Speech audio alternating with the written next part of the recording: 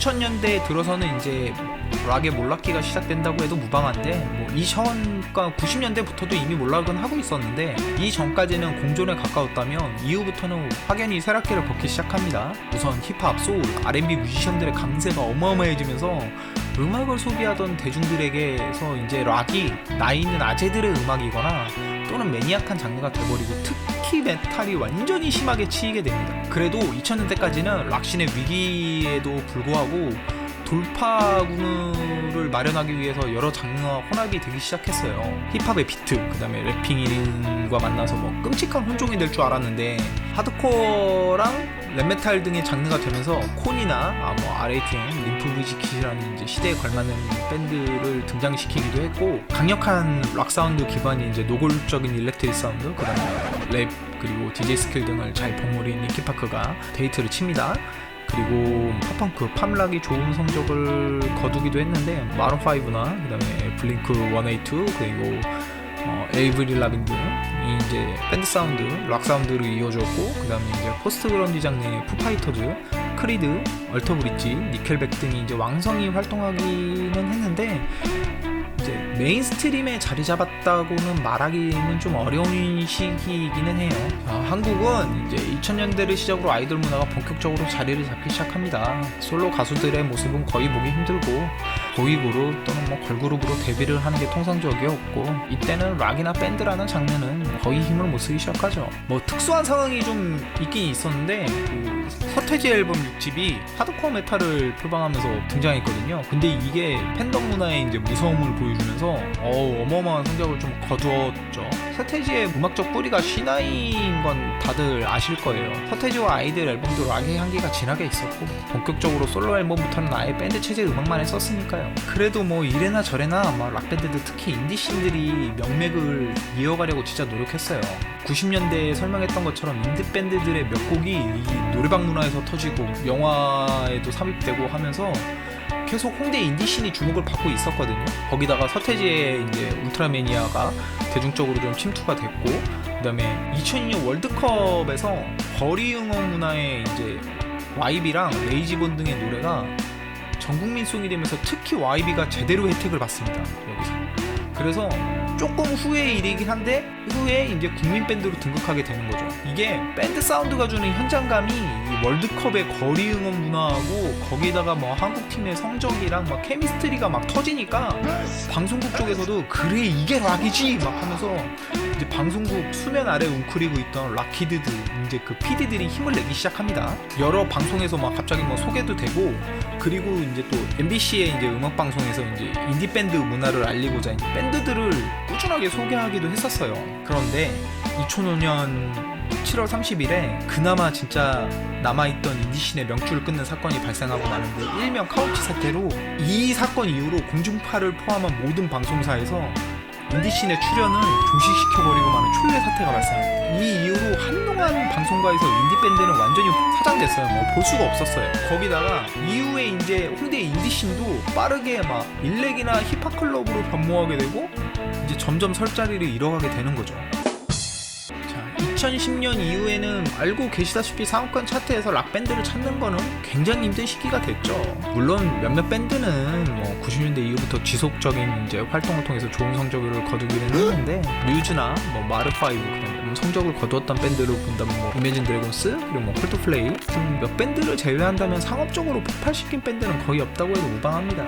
특히 뭐 마룬5나 콜드플레이 같은 경우 시간이 흐를수록 이제 뭐 락 사운드보다는 팝 사운드에 더 가깝고, 이매진 드래곤스 같은 경우에는 저 같은 경우에는 뭐 정통 밴드 사운드로 표방한다고 개인적으로 생각하지는 않아서 잘 모르겠어요. 물론 이제 그 와중에 이제 뮤즈가 이제 락 밴드로서 실험적인 사운드, 이제 뭐 대중적인 멜로디들 이렇게 해서 이제 큰 성공을 거두었지만, 이를 제외한다면 뭐 밴드 사운드를 기반으로 한 뭐 뮤지션들은 대다수 팝 요소를 기반으로 활동하게 되죠. 보면은 2010년대 이후에 락 밴드나 밴드로 성공한 신인이 거의 없어요.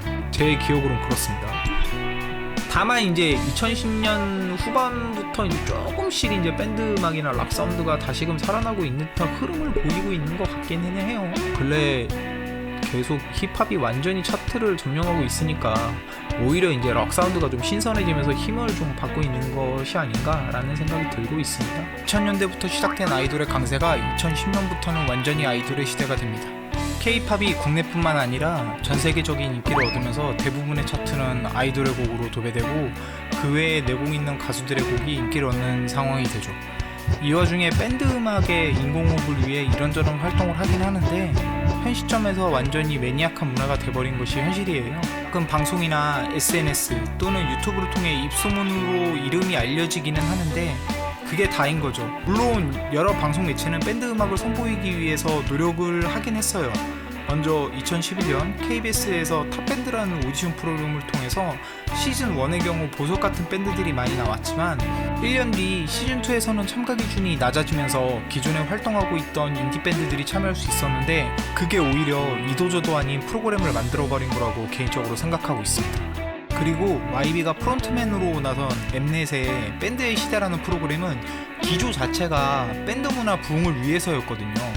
그에 맞춰서 기라성 같은 인디밴드들이 나와서 검증된 실력과 보컬 사운드로 조져버리니까 분위기가 살아나는 듯 했어요. 그런데 막판에 대마초 사건으로 인해 풍지박산이 나버립니다. 그리고 최근에 JTBC에서 밴드 관련으로 신선한 컨셉이면서도 밴드의 좀 본질을 관통한 슈퍼밴드라는 프로그램을 선보이는데 나름 괜찮은 결과까지 나왔다고 생각하거든요. 그런데 탑밴드 시즌1과 같이 후속타가 없었어요. 개인적으로는 미스트롯이나 미스터트롯을 비롯한 트로트가 방송가를 점령하고 있는 이유 중 하나는 방송 이후에 엄청난 관련 프로그램들이 그 오디션 프로그램 참가자들을 계속 푸시해주고 후속 조치를 해준 거라고 생각하거든요.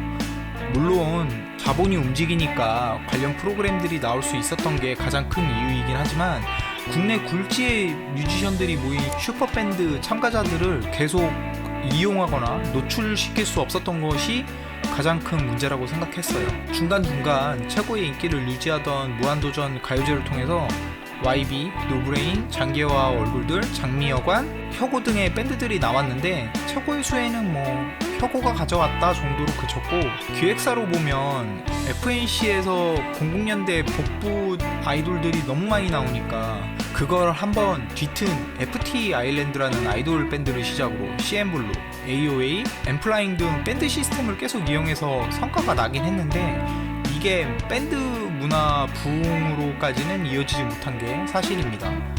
이후에도 여러 기획사에서 아이돌 밴드를 런칭하긴 하는데 그리 성과가 나지도 않았고 여러분들 알고 계신 너무나도 유명한 SM이나 JYP도 다 했었습니다. 근데 SM은 쫄딱 망했고 JYP는 지금 하고 있는데 그냥 말 그대로 매니악하죠.